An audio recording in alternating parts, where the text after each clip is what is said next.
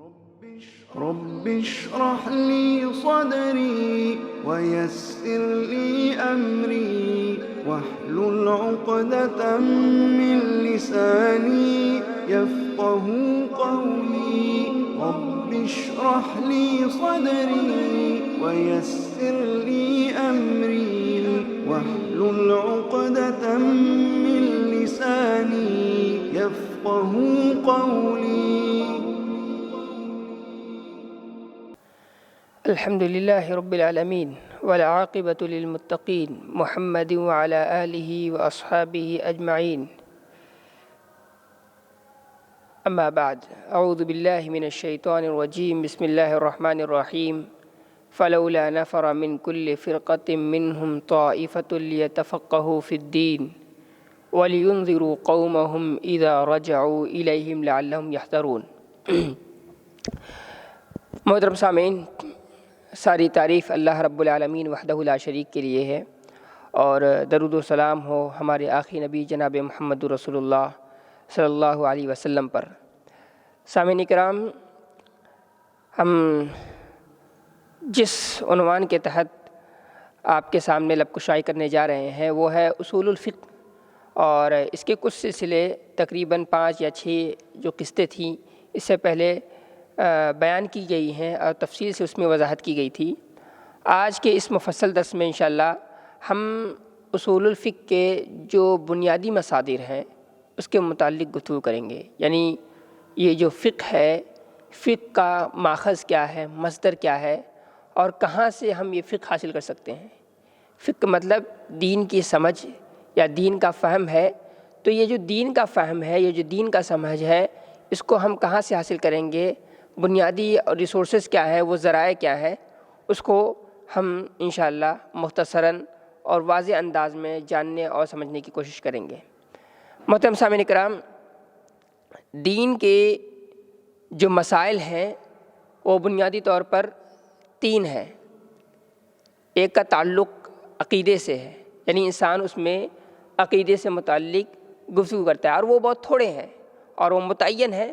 اللہ رب العالمین نے یا رسول گرامی صلی اللہ علیہ وسلم نے جن چیزوں کے متعلق خبر دی ہے اور ان کا تعلق ایمانیات سے ہے، اعمال قلوب سے ہے، عقیدے سے ہے تو یا توحید سے ہے، تو وہ بہت تھوڑے ہیں، مختصراً ہیں، ان کو انگلیوں پہ گنا جا سکتا ہے. دوسرا تعلق جس کو ہم اور آپ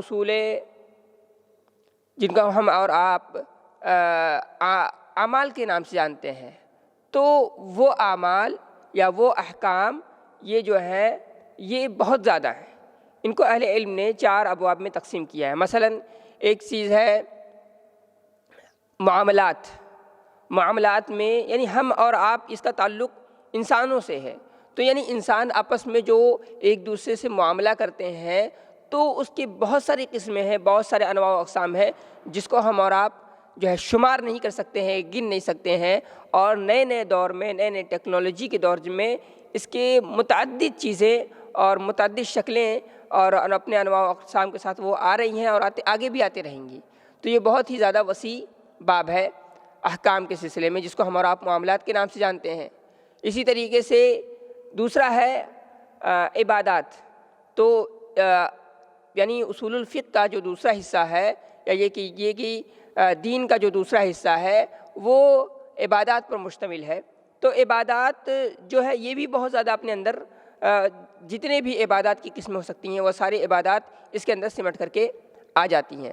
اور تو عبادات، معاملات، اور تیسری قسم ہے جس کو ہم اور آپ کہتے ہیں فقہ الاسرہ، یعنی نکاح اور طلاق کے جو مسائل ہیں، سماجیات کے جو مسائل ہیں، اور گھریلو جو مسائل ہیں، میراث کے جو مسائل ہیں، جس باب کے تحت گفتگو کی جاتی ہے اسے کیا کہا جاتا ہے؟ فقہ الاسرہ، یا یہ کہ مناکحات، اس طریقے کے الفاظ فقہا نے استعمال کیے ہیں. اسی طریقے سے فقہ کے اندر ایک اور جو چیز شامل ہوتی ہے وہ جنایات کا مسئلہ ہے. یعنی جنایات کہتے ہیں کہ جرائم، سماج اور معاشرے میں جو جرائم ہو رہے ہیں اس کے متعلق اسلامی احکام کیا ہے، آداب کیا ہیں، اس کی حدود کیا ہیں، اصول کیا ہیں، ضوابط کیا ہیں، اس کے متعلق جو گفتگو کی جاتی ہے اس کو جنایات کہا جاتا ہے. تو میں یہ بتا رہا تھا کہ اسلامی جو تعلیمات ہے وہ 3 حصوں میں منقسم ہے. پہلا حصہ ہے عقیدے کا، جس کو جو بہت مختصراً ہے اور وہ متعین ہے، فکس ہے۔ دوسرا مسئلہ ہے احکام کا، جس کے اندر بنیادی طور پر 4 چیزیں آتی ہیں۔ ایک تو یہ کہ عبادات، دوسرا یہ کہ معاملات، تیسری چیز یہ ہے کہ جنایات، اور چوتھی چیز ہے فقہ الاسرہ، مناکحات، جسے ہم اور آپ کہتے ہیں، جس کے اندر سماجی مسائل کے متعلق ڈسکس کی جاتی ہے، بات کی جاتی ہے۔ اور تیسری چیز ہے جو اسلام کا اسلام کا ایک حصہ ہے، جسے ہم اور آپ سلوک سے تعبیر کرتے ہیں، یعنی اخلاق یا آداب سے تعبیر کرتے ہیں، یعنی اس کے اندر اخلاق اور آداب سے متعلق، سلوکیات سے متعلق گفتگو ہوتی ہے کہ ہمیں کیسے رہنا ہے، ہمیں کس کے سامنے کیسے پیش آنا ہے، ہمیں کس سے کیسے بات کرنی ہے، ہر ایک کی چیز کے مسجد میں آنے کے آداب کیا ہیں، سونے کے آداب کیا ہیں۔ تو یہ ساری چیزیں سلوکیات سے وابستہ ہیں۔ بہرحال تو اسلام کی یہ 3 بنیادی تقسیم ہے۔ ایک تو یہ کہ عقیدے کا مسئلہ ہے، دوسرا یہ کہ احکام کا مسئلہ ہے، جس کے اندر 4 چیزیں آتی ہیں، میں نے آپ کے سامنے رکھا، اور تیسری جو چیز ہے وہ کیا ہے، وہ سلوکیات سے، اخلاق اور آداب سے اس کا تعلق ہے۔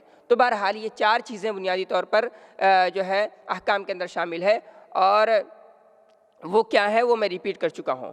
محترم سامعین اکرام، تو یہ جو 4 چیزیں ہیں، یہ عبادات اور معاملات، اسی طریقے سے فقہ الاسرہ یا مناکحات یا سماجی مسائل کہہ لیجئے، اور چوتھی چیز ہے جنایات، یہ 4 چیزیں اس کا تعلق جو ہے فقہ سے ہے۔ تو فقہ کو جاننے کے لیے ہمیں، یعنی فقہ یعنی سمجھ، یعنی یہ کہ ان 4 چیزوں کو ہمیں کیسے برتنا ہے، کیسے اس پر عمل کرنا ہے، اس کو جاننے کے لیے ہمیں جن اصول اور قواعد کو جاننا ضروری ہوتا ہے، اس کو ہم اور آپ اصول الفقہ سے تعبیر کرتے ہیں۔ تو یہ جو چیزیں میں نے آپ کے سامنے گنائی ہے، ان کو جاننے، سمجھنے اور سیکھنے کے کچھ مصادر ہوتے ہیں۔ ہر چیز ہے اس کے کچھ مصادر ہوتے ہیں، اور ان مصادر کے متعلق جاننا، سمجھنا، سیکھنا، برتنا، یہ ہر شخص کی بنیادی ذمہ داری ہوتی ہے۔ تو یہاں جو اصول الفقہ کے متعلق جو گفتگو کی جا رہی ہے، اصول الفقہ یہ بہت ہی اہم باب ہے اور بہت ہی بنیادی چیز ہے۔ اس کا سمجھنا ہر عالم کے لیے ضروری ہوتا ہے، لازمی ہوتا ہے، تاکہ اس کے اندر اتنا ملکہ حاصل ہو جائے، اتنی خوبی اور اتنی استطاعت حاصل ہو جائے کہ وہ دین کے مسائل کو سمجھ سکے، سماجی مسائل کو حل کر سکے، دنیاوی مسائل کو حل کر سکے، معاملات کے مسائل کو حل کر سکے، عبادات کے مسائل کو حل کر سکے، اسی طریقے سے جنایات یا جرائم کے مسائل کو حل کر سکے۔ تو یہ چیزیں کس پر محیط ہیں؟ یہ ساری چیزیں یہ منحصر ہے ان اصول اور قواعد پر جنہیں ہم اور آپ اصول الفقہ کے نام سے جانتے ہیں۔ تو فقہ کا مطلب ہوتا ہے سمجھنے کے، جاننے کے، سیکھنے کے، برتنے کے۔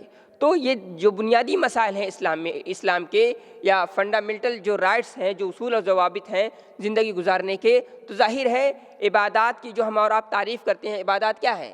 عبادات یہ ہے کہ ہماری پوری زندگی اسلامی تعلیم کے مطابق گزرے، یہی عبادت ہے۔ تو ظاہر ہے ہمیں اپنی پوری زندگی کو جو سیٹ اپ کرنا ہے وہ کس بنیاد پر کرنا ہے؟ اسلامی تعلیم کی بنیاد پر کرنا ہے۔ تو اسلامی تعلیم کی بنیاد کو جاننے اور سمجھنے اور سیکھنے کے کچھ اصول اور ضوابط ہوتے ہیں، تو ان اصول اور قواعد اور ان ضوابط کو جاننے کا نام جو ہے اصول الفقہ یا فقہ کہا جاتا ہے۔ بہرحال تو یہ بنیادی چیز ہمیں ہمارے اور آپ کے ذہن میں رہنا چاہیے۔ تو اسلامی جو نقطۂ نظر سے یا دینی نقطۂ نظر سے جو یہ چیزیں ہیں، اس کو ہر مسلمان کو جاننا سمجھنا ضروری ہے۔ ایک تو یہ کہ عالم ہے وہ انتہا درجے پر فائق ہوتا ہے، تو اس کو اچھے سے جاننا ضروری ہے۔ ایک تو عامی ہے، تو اس کو جو بنیادی مسائل ہو سکتے ہیں، اس کے روزمرہ جو عام طور پر جو اسے پیش آنے والی ہیں، ان چیزوں کا جاننا ضروری ہوتا ہے۔ تو بہرحال تو یہ چیزیں ہوئیں، تو ہم آج گفتگو کر رہے ہیں اسلامی کہ بنیادی جو مصادر، اسلام کی جو بنیادی مصادر ہیں، اس کے متعلق گفتگو کریں گے۔ تو پہلا جو سورس ہے دین کو سیکھنے کا اور سمجھنے کا، وہ ہے اس کو کہتے ہیں قرآن کریم۔ قرآن کریم یہ دین کو سمجھنے کا پہلا مصدر ہے، بنیادی مصدر ہے۔ اللہ کے رسول صلی اللہ علیہ وسلم کے زمانے میں قرآن کریم کا نزول ہوتا تھا اور اس میں احکام بتائے جاتے تھے۔ کبھی کبھار ایسا ہوتا تھا کہ بعض احکام ایسے اترے اس کا کوئی سبب نہیں ہے، بلا سبب، جیسے نماز ہے، تو نماز کی جو احکام اترے ہیں، نماز کا جو حکم قرآن میں وارد ہوا ہے، اس کا کوئی سبب متعین نہیں تھا۔ کیوں ہوا؟ کسی کو کچھ نہیں معلوم۔ کچھ احکام ایسے ہوتے تھے قرآن کریم کے اندر جو نازل ہوتے تھے لیکن وہ کسی سوال کے جواب میں اس کا حکم صادر ہوتا تھا، یا اسی طریقے سے کچھ احکام ایسے ہوتے تھے قرآن کریم میں جو کسی وجہ سے کسی سبب سے وہ ان کا احکام نازل ہوتا ہے۔ جیسے مثلاً عفق کا واقعہ ہے، حضرت عائشہ رضی اللہ تعالیٰ عنہ کے متعلق جو آیات نازل ہوئی ہیں اس میں عفق کے احکام نازل ہوئے۔ عفق کے احکام کا مطلب یہ کہ یعنی کسی پر زنا کا بہتان لگائیں گے تو اس کی کیا سزا ہوگی، اس کے کیا احکام ہوتے ہیں، اس کے متعلق اس میں گفتگو کی گئی ہے۔ بہرحال تو پہلا سورس جو ہے یہ قرآن کریم تھا۔ اللہ کے رسول صلی اللہ علیہ وسلم کے زمانے میں تو اللہ رب العالمین قرآن کریم کا نزول فرماتا تھا اور اس میں اسلامی تعلیمات، اسلامی احکامات بیان ہوتے تھے اور انسان اس کے ذریعے سے دین کو سمجھتا اور سیکھتا اور جانتا اور برتتا تھا۔ دوسری چیز ہے سنت رسول صلی اللہ علیہ وسلم۔ اس کے متعلق ہم تفصیلی گفتگو، ہمارا ایک سلسلہ وار درس چلا تھا اصول حدیث کے متعلق، اس میں ہم تفصیل سے گفتگو کر چکے ہیں۔ بہرحال یہاں بتانا یہ ہے کہ اللہ کے رسول کے زمانے میں جو بنیادی سورسز تھے ان میں سے ایک پہلا قرآن کریم تھا، دوسرا یہ کہ اللہ کے رسول صلی اللہ علیہ وسلم کی سنت تھی۔ آپ صلی اللہ علیہ وسلم کیوں سنت تھی؟ اس وجہ سے اللہ کے رسول نے کہا، اللہ تعالیٰ نے کہا وَمَا يَنْطِقُ عَنِ الْهَوَىٰ إِنْ هُوَ إِلَّا وَحْيٌ يُوحَىٰ، کہ رسول گرامی صلی اللہ علیہ وسلم کوئی بات اپنی طرف سے نہیں کرتے مگر یہ کہ ان کی طرف وحی کی جاتی ہے۔ تو آپ صلی اللہ علیہ وسلم جو باتیں کہتے تھے وہ وحی ہوتی تھی۔ تو وحی کی دو قسمیں ہو گئیں، ایک تو وحی وہ جس کی ہم اور آپ تلاوت کرتے ہیں اور اس تلاوت کے بدلے میں ہمیں اور آپ کو ثواب ملتا ہے۔ دوسری وحی کی وہ قسم ہے جس کی تلاوت نہیں کی جا سکتی ہے لیکن حجت میں وہ قرآن کریم کے برابر ہے، یعنی جیسے قرآن کی حجت ہے کہ حجت ہم اور آپ تسلیم کرتے ہیں، ایسے سنت کی بھی حجت کو ہمیں اور آپ کو تسلیم کرنا چاہیے اور کرنا پڑتا ہے۔ بہرحال تو یہ دو بنیادی سورسز تھے جو اللہ کے رسول صلی اللہ علیہ وسلم کے زمانے میں رائج تھے اور جس کا صحابہ کرام جو ہے اہتمام کرتے تھے دین کی سمجھ کے لیے، دین کی تعلیم کو سیکھنے کے لیے، دین کی تعلیمات کو عام کرنے کے لیے، دین کی تعلیمات کی تطبیق کرنے کے لیے۔ اسی طریقے سے اللہ کے رسول صلی اللہ علیہ وسلم کے زمانے میں تیسرا جو دین کو سیکھنے، سمجھنے یا برتنے کا ماخذ تھا وہ ہے یا مصدر تھا یا ریسورس تھا وہ ہے قیاس ہے، اجتہاد ہے۔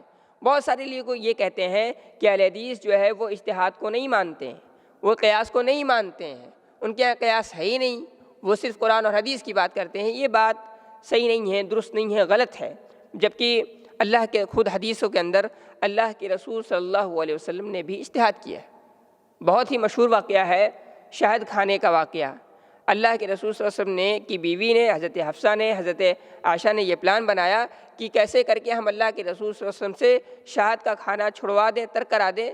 تو بہرحال ان لوگوں نے ایک پلاننگ کی اور اس پلاننگ کے تحت کہا کہ اللہ کے رسول آپ یہ جو شہد کھاتے ہیں آپ کے منہ سے بو آتی ہے۔ تو اللہ کے رسول نے کہا کہ جو ہم یہ شہد نہیں کھائیں گے۔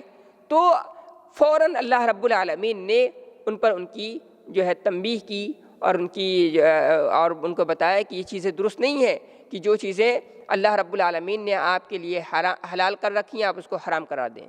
تو اصلاً حلال اور حرام کا جو آرڈر ہے، جو حکم صادر ہوتا ہے وہ اللہ کی جانب سے ہوتا ہے، رسول گرامی صلی اللہ علیہ وسلم خود اس میں کوئی اختیار نہیں رکھتے۔ یا ایھا النبی لم تحرم ما احل اللہ لک، کہ اے نبی جس چیز کو اللہ رب العالمین نے آپ کے لیے جائز قرار دیا ہے، آپ کی امت کے لیے جائز قرار دیا، آپ اس کو کیوں حرام قرار دے رہے ہیں؟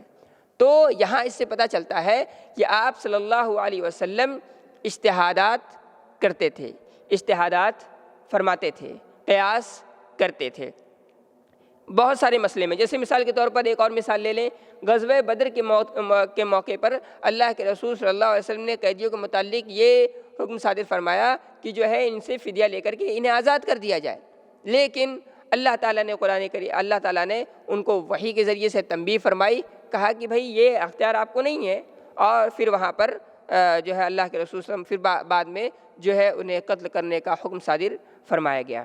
اسی طریقے سے غزوہ تبوک کے موقع پر اللہ کے رسول صلی اللہ علیہ وسلم نے بہت سارے صحابہ کو جو ہے معاف کر دیا تھا، وہ لوگ جنگ میں حاضر نہیں ہوئے تھے، تب اللہ تعالیٰ نے وہاں بھی ان کی تنبیہ فرمائی کہ آپ نے کیوں معاف کر دیا۔ تو بہرحال اللہ کے رسول صلی اللہ علیہ وسلم خود اجتہادات فرماتے تھے اور جہاں اجتہادات سے ان میں چوک ہوتی تھی، غلطی ہوتی تھی، قیاس میں غلطی ہوتی تھی، اللہ رب العالمین وحی کے ذریعے سے ان کی تنبیہ فرماتا تھا، ان کی رہنمائی فرماتا تھا۔ تو یہ دونوں چیزیں وہی ہو جاتی تھی، ایک تو یہ کہ چاہے وہ حدیث کی شکل میں وہ تنبیہ ہوتی تھی یا قرآن کریم کی آیت کی شکل میں تنبیہ ہوتی تھی، تو یہ دونوں چیزیں وہی ہو جاتی تھی۔ تو اللہ کے رسول صلی اللہ علیہ وسلم کے زمانے میں بنیادی طور پر جو ریسورسز تھے وہ دو تھے، ایک تو یہ قرآن کریم ہے، دوسرا یہ کہ اللہ کے رسول صلی اللہ علیہ وسلم کی سنت ہے۔ آپ صلی اللہ علیہ وسلم کبھی کبھار اجتہاد فرماتے تھے تو اس اجتہاد کی نوعیت یہ وقتی ہوا کرتی تھی، اور تب ہوتی تھی جب اس کے جو ہے اصول اور ضوابط جو ہے قرآن کریم میں موجود نہیں ہوتے تھے، یا سنت میں، یا اس سے پہلے اس کا جو ہے اس کے احکام جو ہے نازل نہیں ہوئے ہوتے تھے، تو آپ صلی اللہ علیہ وسلم اجتہاد فرماتے تھے۔ اسی طریقے سے اللہ کی رسول صلی اللہ علیہ وسلم اپنے صحابہ کو بھی اجتہاد کرنے کا حکم صادر فرماتے تھے۔ اللہ کے رسول صلی اللہ علیہ وسلم اپنے صحابہ کو اجتہاد کی تعلیم اور تربیت دیتے تھے۔ ایک موقع پر اللہ کے رسول صلی اللہ علیہ وسلم نے حضرت معاذ بن جبل رضی اللہ تعالیٰ عنہ کو جب یمن بھیجا تو بھیجتے وقت کہا کہ اے معاذ، تم کس چیز کے متعلق فیصلہ کرو گے، کس چیز کے متعلق تم فیصلہ کرو گے؟ تو انہوں نے کہا کہ اللہ کے رسول، میں وہاں جا رہا ہوں، اگر مجھے کوئی مسئلہ درپیش آ گیا سب سے پہلے میں قرآن کریم میں دیکھوں گا، اگر اس میں نہیں ملتا ہے تو پھر میں حدیث میں دیکھوں گا، اور اگر اس میں بھی نہیں ملتا ہے تو میں قیاس کروں گا۔ تو اس طریقے سے اللہ کے رسول صلی اللہ علیہ وسلم صحابہ کی جو ہے وہ تربیت فرماتے تھے، تربیت کرتے تھے۔ اور تو یہ تیسری چیز تھی اللہ کے رسول صلی اللہ علیہ وسلم کے زمانے میں، تو یہ 3 مصادر ہو گئے۔ اور تو پہلی چیز ہے کہ قرآن کریم پہلا مصدر، دوسرا یہ کہ اللہ کے رسول صلی اللہ علیہ وسلم کی سنت، اور تیسری چیز ہے قیاس، جسے ہم اور آپ قیاس یا اجتہاد کہتے ہیں۔ تو اسی طریقے سے جب صحابہ کا زمانہ آیا تو اللہ کے رسول صلی اللہ علیہ وسلم کے صحابہ کے زمانے میں بھی ایسے ہی جو ہے دین کو سمجھا جاتا تھا۔ پہلے قرآن میں دیکھا جاتا تھا، قرآن میں اس کی تفصیل اور تبیین ہو گئی تو ٹھیک، ورنہ وہ حدیث کی طرف رجوع کیا جاتا تھا، حدیث میں اس کی تفصیل اور تبیین کو جانا اور سمجھا جاتا تھا۔ اچھا، اس کے بعد پھر یہ کہ جب نہیں ہوتا تھا تو صحابہ کرام رضی اللہ تعالیٰ عنہم کیا کرتے تھے، سارے صحابہ کو اکٹھا کرتے تھے اور جمع کرتے تھے، اور پھر ان سے جو ہے مسئلے کے متعلق دریافت کیا جاتا تھا اور ان سے مشورہ لیا جاتا تھا۔ تو آج کے زمانے میں اسے ہم اور آپ اجماع کے نام سے جانتے ہیں۔ کس کے نام سے جانتے ہیں؟ اجماع کے نام سے جانتے ہیں۔ تو اجماع کیا چیز ہے؟ اجماع کا مطلب یہ ہوتا ہے کہ امت کے مجتہدین کا کسی مسئلے پر جو ہے اتفاق ہو جانا مجموعی طور پر، وہ کیا ہے؟ اجماع کہلاتا ہے۔ تو اللہ کے رسول صلی اللہ علیہ وسلم کے بعد جو اسلام کا جو چوتھا جو بنیادی جو ریسورس قرار پایا، وہ کیا قرار پایا؟ وہ اجتہاد قرار پایا۔ جیسے بہت ساری اس میں اللہ کے رسول صحابہ کرام رضی اللہ تعالیٰ عنہم سے جو ہے خلفائے اربعہ نے، خلفائے راشدین نے مشورہ لیا تھا، جیسے قرآن کریم کی جو ہے تدوین کے سلسلے میں یا اور بھی بہت سارے مسائل میں صحابہ کرام جیسے باقاعدہ مشورہ لیا گیا۔ تو جن مسائل میں مطلب پوری امت جو ہے متفق ہو جاتی ہے، اس کو ہم اور آپ اجماع کے نام سے جانتے ہیں۔ تو آج کے زمانے میں اجماع کہا جاتا ہے کہ اتفاق مجتہد الامہ فی عصر من العصور علی مسئلۃ ما، یعنی کسی مسئلے کے متعلق اگر امت کے تمام بڑے علماء کا جو اجتہاد کرنے کی صلاحیت رکھتے ہیں، ان کا اتفاق ہو جائے تو یہ چیز اجماع قرار پاتی ہے۔ تو اجماع جو ہے یہ خود جو ہے یہ کیا ہے؟ یہ بذات خود یہ دلیل ہے۔ اللہ کے رسول نے کہا لا تجتمع امتی علی ضلالہ، کہ میری امت جو ہے وہ گمراہی پر متفق نہیں ہو سکتی ہے۔ اس کا کیا مطلب؟ اس کا مطلب یہ ہے کہ امت کا اتفاق جس چیز پر ہو جائے وہ خود وہ چیز حجت بن جاتی ہے، وہ بذات خود وہ دلیل بن جاتی ہے۔ اللہ رب العالمین نے دوسری جگہ پر کہا، قرآن کریم کی ایک اور آیت ہے، قرآن کریم کی ایک آیت میں کہ وَمَن يَتَّبِعْ غَيْرَ سَبِيلِ الْمُؤْمِنِينَ وَمَن يَتَّبِعْ غَيْرَ سَبِيلِ الْمُؤْمِنِينَ وَمَن يُشَاقِقِ الرَّسُولَ مِن بَعْدِ مَا تَبَيَّنَ لَهُ الْهُدَى وَيَتَّبِعْ غَيْرَ سَبِيلِ الْمُؤْمِنِينَ نُوَلِّهِ مَا تَوَلَّى وَنُصْلِهِ جَهَنَّمَ۔ اللہ تعالیٰ نے کہا کہ جو اللہ کے رسول صلی اللہ علیہ وسلم کے اور ان کے صحابہ کے طریقے سے منہ پھیر کر کے وہ کسی اور کے راستے کی طرف جائے گا تو نولیہ ما تولی ونصلہ جہنم، ہم اس کو اسی طرف موڑ دیں گے۔ تو سبیل المومنین کیا ہے؟ یعنی مسلمانوں کا راستہ کیا ہے؟ مسلمانوں کا راستے کا مطلب یہ کہ مسلمانوں کا کسی مسئلے پر اتفاق ہو جائے اور اس کی کوئی خلاف ورزی کر رہا ہے تو ایسا شخص جو ہے کیا ہوگا؟ گمراہ ہو جائے گا، ایسا شخص گناہ گار ہوگا، ایسا شخص اپنے نفس پر ظلم کرنے والا ہوگا۔ تو یہاں اس آیت میں اللہ رب العالمین نے مسلمانوں کے اجماع کو بطور دلیل پیش کیا ہے۔ اسی طریقے سے ایک اور آیت ہے قرآن کریم میں اللہ رب العالمین نے کہا یا ایھا الذین آمنوا اطیعوا اللہ واطیعوا الرسول واولی الامر منکم، کہ اے مسلمانوں اللہ کی اطاعت کرو، رسول کی اطاعت کرو اور اولی الامر کی اطاعت کرو۔ اولی الامر میں کون کون شامل ہے؟ حکمران شامل ہیں، علماء شامل ہیں۔ تو علماء اگر امت کے کسی بات پر اتفاق کر لیں اور آپ کے اور علماء کے درمیان کوئی اختلاف نہیں ہو رہا ہے تو یہ چیز بذات خود یہ کیا ہے؟ حجت بن جاتی ہے، جسے ہم اور آپ اجماع کے نام سے جانتے ہیں۔ بہرحال تو یہ چار بنیادی ریسورسز ہیں اور یہ متفق علیہ مصادر ہیں۔ یہ چاروں چیزیں یعنی قرآن اور سنت اور اجماع اور قیاس، یہ چاروں کی چاروں چیزیں یہ بنیادی ریسورسز ہیں، اور اس ریسورسز پہ اور اس مصدر پہ، ان چاروں چیزوں کے مصدر ہونے پر پوری امت کا اتفاق ہے، اجماع ہے، اور یہ مانتے ہیں کہ اس کے علاوہ جو ہے کہ قول صحابی ہے یا اسلام سے پہلے کی جو شریعتیں ہیں یا استصحاب استصلاح، یہ ساری چیزیں علمی چیزیں ہو جاتی ہیں۔ بہرحال تو یہ جو چار چیزیں ہیں، یہ چاروں چیزیں یہ متفق علیہ مصادر ہیں۔ یعنی اگر کسی مسئلے کا کوئی مسئلہ نازل ہوتا ہے، قرآن میں اس کی دلیل مل جاتی ہے، قرآن میں اس کی وضاحت ہو جاتی ہے تو ٹھیک، ورنہ سنت سے ہم اس کو دیکھیں گے۔ اگر سنت میں وہ ہو گیا تو ٹھیک، وہ تو پھر ہم جو ہے قیاس کی طرف رجوع کریں گے۔ اگر قیاس ہے تو ٹھیک، ورنہ اجماع ہے تو یا کسی مسئلے پر اگر اہل علم کا اجماع ہو جاتا ہے تو وہ بھی ہمارے نزدیک متفق علیہ اس کو مانا جائے گا اور اس پر عمل کیا جائے گا۔ تو بنیادی طور پر اسلامی جو مصادر ہیں یا دین کے سمجھنے کے جو مصادر ہیں یہی چار ہیں: قرآن اور سنت، اجماع اور قیاس۔ تو بہرحال تو قرآن اور سنت جو ہے یہ دونوں مستقل ہیں، یہ دونوں مستقل مصادر ہیں، اور اجماع اور قیاس یہ دونوں اضطراری ہیں، یعنی کہ کبھی کبھار قیاس کی ضرورت کب پڑتی ہے؟ وہ قیاس کی ضرورت اس وقت پڑتی ہے جب اس مسئلے کے متعلق قرآن کریم میں کوئی نص وارد نہیں ہوتا، حدیث رسول میں کوئی نص وارد نہیں ہوتا۔ اجماع کی ضرورت پڑتی ہے۔ اجماع وہ مسئلہ ہوتا ہے کہ جو بعد میں نازل ہوتا ہے، بعد میں کوئی مسئلہ پیش آیا اور اس کے متعلق امت کے تمام بڑے علماء کا کسی مسئلے پر متفق ہو جائے کہ ہاں یہ مسئلہ حرام ہے یا ہاں یہ مسئلہ جائز ہے، تو بھائی یہ وہ چیز وہ جائز ہو جاتی ہے یا وہ چیز حرام ہو جاتی ہے۔ تو بنیادی طور پر اسلام کی جو مصادر ہیں وہ چار ہیں: قرآن اور سنت اور اجماع اور قیاس۔ اسی طریقے سے تو یہ چاروں مصادر ہیں، اور ان چاروں مصادر پر تقریباً امت کے سارے جو ہے علماء کا، فقہاء کا، مجتہدین کا اتفاق ہے کہ جب بھی ہمیں مسئلہ درپیش آئے گا تو بنیادی طور پر ان چاروں مصادر سے یا چاروں میں سے کسی ایک مصادر سے کی طرف ہم رجوع کریں گے، لیکن ترتیب وہی ہے: پہلے قرآن، پھر سنت، پھر اجماع اور قیاس۔ اب ہم گفتگو کرتے ہیں قیاس کے متعلق۔ قیاس ہے کیا چیز؟ جیسے بار بار یہ قیاس کا تذکرہ آ رہا ہے یا اجتہاد کا تذکرہ آ رہا ہے، تو اس کے متعلق جو اہل علم نے اس کی تعریف کی ہے، کہا الحاق فرع باصل فی الحکم الثابت له لاشتراکہما فی العلہ۔ یعنی آسان الفاظ میں کہا جائے کہ کوئی مسئلہ مثال کے طور پر قرآن میں یا حدیث میں وارد ہے اور ایک مسئلہ پیش آ گیا جس کا حکم قرآن اور حدیث میں وارد نہیں ہے، لیکن ان دونوں میں جو علت ہے، جو بیماری ہے، جو سبب ہے، وہ دونوں میں سیم ہے، تو پھر کیا کریں گے؟ تو اس حکم کا، یعنی وہ چیز جو قرآن و سنت میں جس کا حکم وارد ہوا ہے اس کا حکم بھی ہم اس پر لگا دیں گے۔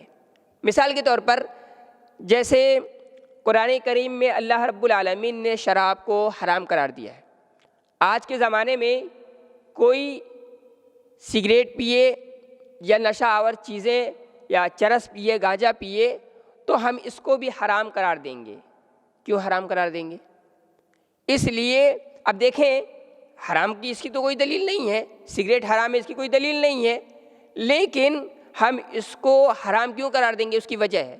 ایک چیز ہے شراب۔ شراب کو شریعت نے کیوں حرام قرار دیا؟ اس لیے کہ اس میں نشہ ہے۔ تو نشہ ہونا کیا ہے؟ یہ علت ہے۔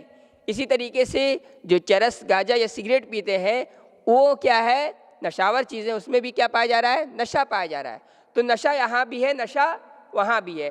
تو علت یعنی بیماری اور سبب سیم ہونے کی وجہ سے، یکساں ہونے کی وجہ سے، اس کا جو یعنی جو شراب کا حکم ہوگا وہی حکم ہم جو ہے ان ساری چیزوں پر لگائیں گے۔ تو شراب کا حکم کیا ہے؟ حرام ہے، تو ظاہر ہے یہ ساری چیزیں بھی حرام ہوں گی۔ تو یہ قیاس ہے۔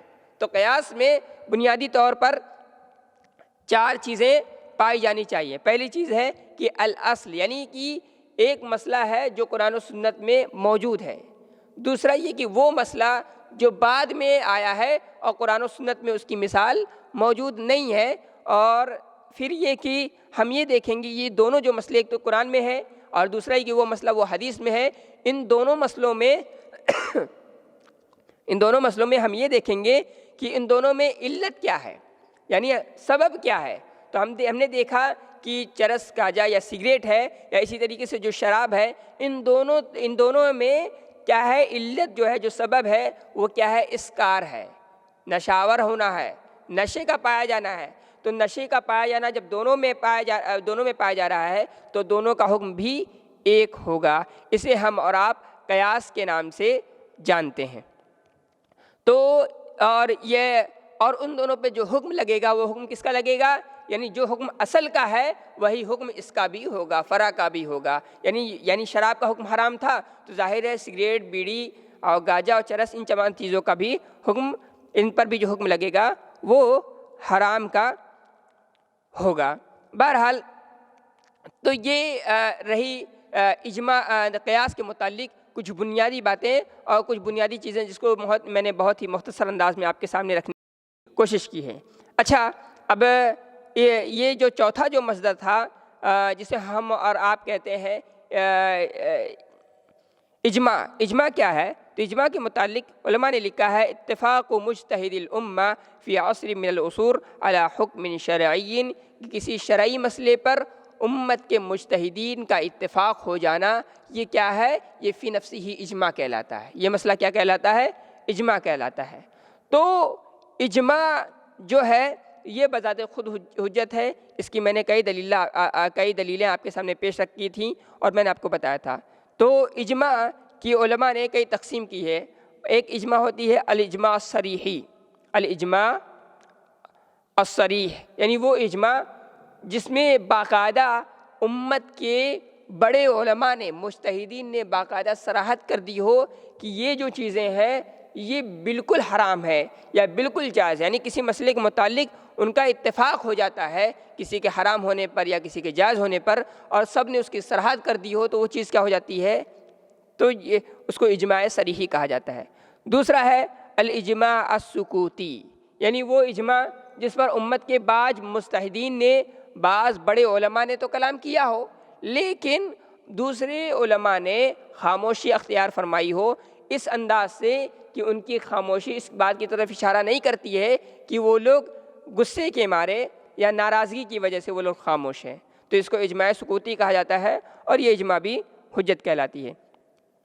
اسی طریقے سے اجماع کی ایک قسم ہے الاجماع الضمنی۔ اجماع الضمنی مطلب کہ یہ کہ کوئی مسئلہ ہے اور اس مسئلے میں اہل علم کا اختلاف ہو گیا ہے۔ اختلافات کی نوعیت جو یہ ہے کہ اہل علم نے، بعض نے کہا کہ اس میں یہ رائے ہے، بعض اہل علم نے اس کے مخالف رائے ظاہر کی، تو دونوں جو اہل علم ہے، اہل علم کا جو دو گروپ ہے، دونوں مجتہدین ہیں اور کوئی ایک دوسرے کے مخالف رائے دے رہے ہیں، تو یہ کہتے ہیں کہ اجماع ضمنی کا مطلب یہ کہ اب کوئی بعد میں آ کر کے کوئی تیسرا قول ایجاد کرتا ہے، کوئی تیسری بات کہتا ہے، ان دونوں گروپ کے مخالف کوئی بات کہتا ہے تو ان کی بات کو حجت تسلیم نہیں کیا جائے گا، لیکن صحیح بات یہ ہے کہ ان کی بات کو حجت تسلیم کیا جائے گا۔ اور ان کی تو بہرحال تو یہ ساری چیزیں ہیں جس کو ہم اور آپ اجماع کے نام سے جانتے ہیں۔ تو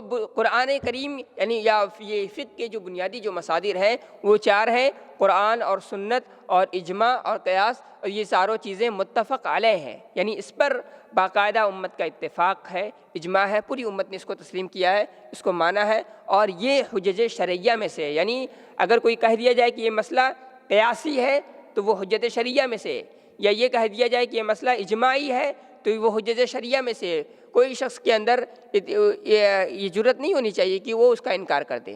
بہرحال تو یہ اسی طریقے سے ایک ملی جلی بات اسی سے متعلق ہے جو یہاں بار بار اجتہاد کا لفظ آ رہا ہے، تو اجتہاد اور تقلید کے متعلق بھی گفتگو کر لی جائے۔ تقلید کیا ہے؟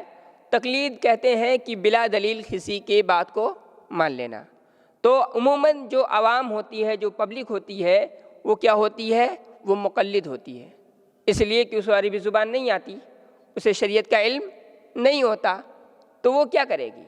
وہ کوئی بھی، تو اس کی ذمہ داری یہ بنتی ہے کہ وہ دیکھے کہ ہمارے سوسائٹی میں، ہمارے سماج میں کون سے عالم معتبر ہیں، کون دین کو زیادہ جاننے والے ہیں، کون فقہ کو زیادہ، کن کا جو ہے، تو جو دین کو زیادہ سمجھنے والے ہیں ان سے وہ مسئلے کو دریافت کریں گے، اس پر عمل کریں گے۔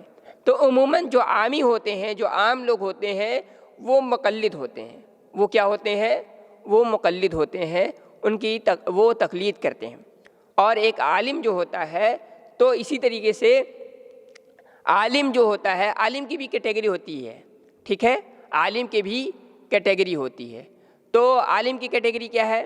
ایک تو عالم ہوتے ہیں جو جن کی حیثیت طالب علم کی ہوتی ہے، ٹھیک ہے، تو اور دوسری حیثیت جو ہوتی ہے وہ مجتہد کی ہوتی ہے۔ تو یہ جو طالب علم ہوتے ہیں یہ کیا کرتے ہیں؟ مجتہد علماء، یعنی مجتہد جو علماء ہوتے ہیں، جو بڑے علماء ہوتے ہیں، وہ ان کے دلائل کو دیکھتے ہیں، تو ان کے دلائل کو دیکھتے ہیں تو ان میں اتنی صلاحیت ہوتی ہے کہ وہ ترجیح دے سکیں کہ کن کے ادلہ زیادہ مضبوط ہیں، کن کے مسائل زیادہ مضبوط ہیں، کن کا فقہ زیادہ مضبوط ہے، پھر اس بنیاد پر وہ ترجیح دیتے ہیں، عوام کو بتاتے ہیں کہ کن مسئلوں پر عمل کرنی ہے اور کن کی بات کو چھوڑ دینا ہے۔ بہرحال ایک چیز یہ ہے، تو ایسے عالم کو، یعنی ایسے طالب علم کو کیا کہا جاتا ہے؟ ایسے طالب علم کو جو ہے ان کو کہا جاتا ہے متبع کہا جاتا ہے، اس لیے کہ ان کی عوام اتباع کرتی ہے، پیروی کرتی ہے، اور یہ مجتہدین کے ادلہ کو ترجیح دے کر کے عوام کے سامنے لاتے ہیں کہ کون سے مسئلے پر عمل کرنا ہے، کون سے مسئلے پر عمل نہیں کرنا ہے۔ یہ اور بات ہے کہ یہ خود اجتہاد کی صلاحیت نہیں رکھتے ہیں۔ اسی طریقے سے مجتہدین کے بھی کئی مراتب ہوتے ہیں، کئی درجات ہوتے ہیں۔ بعض مجتہدین وہ ہوتے ہیں جو کسی خاص مسئلے میں اجتہاد کر سکتے ہیں، جیسے مثال کے طور پر معاملات المالیہ ہے، المعاصرہ، یعنی جدید جو مالی مسائل ہیں، ان مسائل میں جو درک رکھتے ہیں، جو مہارت رکھتے ہیں، تو اسی مسئلے میں وہ اجتہاد کر سکتے ہیں۔ کچھ لوگ ہیں وہ گھریلو مسائل میں جو ہے بہت ماہر ہوتے ہیں، اس کو حل کرنے والے ہوتے ہیں، میراث، طلاق اور نکاح وغیرہ کے مسائل، تو وہ اسی میں کلام کر سکتے ہیں، وہ اسی میں اجتہاد کر سکتے ہیں۔ کچھ اہل علم یہ ہوتے ہیں، تو کسی خاص مسئلے میں بعض علماء ہوتے ہیں وہ ان کو اجتہاد کرنے کی صلاحیت حاصل ہوتی ہے، ٹھیک ہے، دوسرے مسائل میں وہ خاموشی اختیار فرماتے ہیں۔ اسی طریقے سے کچھ علماء ایسے ہوتے ہیں جو اجتہاد تو کرتے ہیں لیکن ان کا اجتہاد وہ مذہب تک محدود ہوتا ہے، یعنی مثال کے طور پر وہ حنفی فقہ کا ماہر ہوگا، وہ شافعی فقہ کا ماہر ہوگا، وہ مالکی فقہ کا ماہر ہوگا، وہ حنبلی فقہ کا ماہر ہوگا۔ تو جو جس فقہ کا ماہر ہے، جو جس مذہب کا ماہر ہے، وہ اسی مذہب کے ہی اندر وہ اجتہاد کر سکتا ہے، ٹھیک ہے۔ تو یہ تیسرا جو درجہ ہوتا ہے کہ جو ہے ان مذاہب سے اوپر اٹھ کر کے اجتہاد کرنے کی صلاحیت رکھتے ہیں، جیسے امام ابن تیمیہ رحمۃ اللہ علیہ۔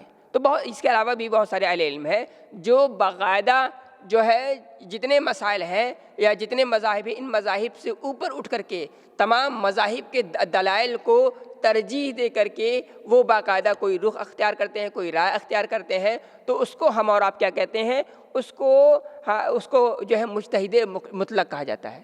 تو اس طریقے سے تو علم میں چونکہ سب برابر تو نہیں ہو سکتے، علم اللہ رب العالمین نے کسی کو کم دیا ہے، کسی کو زیادہ دیا ہے، تو ظاہر ہے تو اسی لیے مجتہدین بھی اپنے علم میں برابر نہیں ہوتے ہیں اور ان کے بھی مراتب ہوتے ہیں، درجات ہوتے ہیں، جیسا کہ میں نے آپ کے سامنے رکھا ہے۔ اسی طریقے سے طلباء کی بھی جو ان سے جو نیچے جو درجہ ہے عام علماء کا، ان کے بھی مراتب ہوتے ہیں، ان کے بھی درجات ہوتے ہیں۔ تو بہرحال یہ ساری چیزیں ہیں۔ اور تیسرا جو طبقہ ہے مقلدین کا ہے، جسے ہم اور آپ عوام کے نام سے جانتے ہیں۔ تو عوام جو ہوتی ہے وہ عموماً مقلد ہوتی ہے، وہ عالم کے تابع ہوتی ہے، لہٰذا وہ صرف کیا کرے گی، عالم جو بات بتائے گا وہ عوام اس پر عمل کرے گی، اس کا دلیل سے ان سب چیزوں کو کوئی لینا دینا نہیں ہوتا ہے۔ دلیلوں سے جو گفتگو کرتے ہیں، جو بات کرتے ہیں، جو ترجیح دیتے ہیں، وہ متبع کا کام ہوتا ہے، یعنی عام علماء کا کام ہوتا ہے۔ اور جو باقاعدہ اجتہاد کرتے ہیں، قیاس کرتے ہیں، یہ جو ہے ان سے بڑے درجے کے علماء ہوتے ہیں۔ تو بہرحال یہ تین مراتب ہیں، تین چیزیں ہیں، اس کا ہمیں اور آپ کو خیال رکھنا چاہیے، سوچنا چاہیے۔ بعض لوگ یہ جو مقلدین ہیں یہ شور مچاتے ہیں، ہنگامہ کرتے ہیں اور یہ دھوکہ دینے کی کوشش کرتے ہیں۔ اچھا آپ پوچھتے ہیں کہ آپ کیا ہیں، مقلد ہیں؟ تو کہا جاتا ہے کہ نہیں میں مقلد نہیں ہوں۔ اگر کوئی کہے، اہل حدیث کہے کہ میں مقلد نہیں ہوں، تو کہتے ہیں کہ تو اس کا کیا مطلب، آپ مجتہد ہیں؟ تو کبھی کبھار ایسا ہوتا ہے کہ مقدمات ایسے قائم کیے جاتے ہیں، اصول اور ضابطے ایسے بنائے جاتے ہیں کہ نتیجہ غلط حاصل ہوتا ہے۔ تو ایسا نہیں ہے کہ بس یہاں ہمارے یعنی لوگوں میں صرف دو ہی کیٹیگری ہے، ایک تو مجتہد کی ہے، ایک مقلد کی ہے، ایسا نہیں ہے، بلکہ درمیان میں ایک متبع کی بھی کیٹیگری ہے، جیسا کہ میں نے آپ کے سامنے جو ہے گفتگو میں دوران گفتگو اس کو واضح کیا ہے۔ تو ان تمام چیزوں کو ہمیں اور آپ کو سامنے رکھنا چاہیے۔ اچھا، تو یہ جو بنیادی چیزیں ہیں جس کو میں نے آپ کے سامنے ذکر کیا ہے، ان میں سے ایک مسئلہ یہ بھی آتا ہے کہ ہمیں اور آپ کو یہ دیکھنا چاہیے کہ اسلامی جو فقہ ہے وہ کیا ہے، یا فقہ کے جو بنیادی مصادر ہیں وہ قرآن و سنت اور اجماع اور قیاس ہیں۔ تو ہمیں اور آپ کو یہ دیکھنا ہوگا کہ ہمیں ہر مسئلے میں اس کی وہ باتیں تسلیم کرنی ہے جو قرآن اور حدیث کے موافق ہوں، جو قرآن اور حدیث کے موافق ہوں، مطابق ہوں، انہی بات کو تسلیم کرنا ہے۔ تقلید کا ایک مطلب یہ بھی ہے ہمارے ہاں برصغیر کے ماحول میں، یہ ہے کہ کتاب و سنت کے اپوزٹ ہم جا کر کے کسی کی بات کو تسلیم کریں اور اسی کو حجت مانیں، تو یہ تقلید جو ہے یہ تقلید جائز نہیں ہے، یہ حرام ہے۔ یہ تقلید جائز نہیں ہے، یہ حرام ہے، اس لیے کہ یہ قرآن و سنت کے اپوزٹ میں ہمارا آپ موقف اختیار کر رہے ہیں، تو یہ تقلید حرام ہے اور اس کو شریعت نے کبھی بھی اس کو نہیں مانا، تسلیم نہیں کیا ہے، نہ اس کی اجازت دی ہے۔ تو وہ تقلید جس کی اجازت دی ہے وہ کیا ہے کہ آپ علماء کرام سے دریافت کریں گے، علماء کرام دلائل کی روشنی میں آپ کو جو مسئلہ بتائیں گے اس مسئلے کے متعلق آپ کو عمل کرنا ہے، تو یہ جائز ہے اور یہ مطلوب بھی ہے، یہ ہر شخص کیا ہے، ہر شخص اس کو جانتا سمجھتا ہے۔ لیکن یہ کہ قرآن و سنت کے مطابق کوئی مسئلہ ہو تو اس کو ہم چھوڑ کر کے صرف اپنے امام کی بات پر اڑے رہیں، اپنے عالم کی بات پر اڑے رہیں، اپنے جو ہے بڑے بزرگ کی بات پر اڑے رہیں، تو یہ چیز درست نہیں ہے اور اس کو شریعت نے نکارا ہے اور اس کو تسلیم نہیں کیا ہے اور اس کو رد کرنا چاہیے۔ بہرحال تو یہ تقلید کا جو دوسرا مفہوم میں نے آپ کے سامنے بیان کیا ہے یہ برصغیر کے تناظر میں ہے۔ تو تقلید کا ایک عام مفہوم ہے جو فقہ اور اصول فقہ کے تناظر میں ہے، اس کو میں نے آپ کے سامنے رکھا، اور دوسرا یہ مفہوم ہے یعنی تقلید کا وہ مفہوم جو قرآن و سنت کے اپوزٹ ہے۔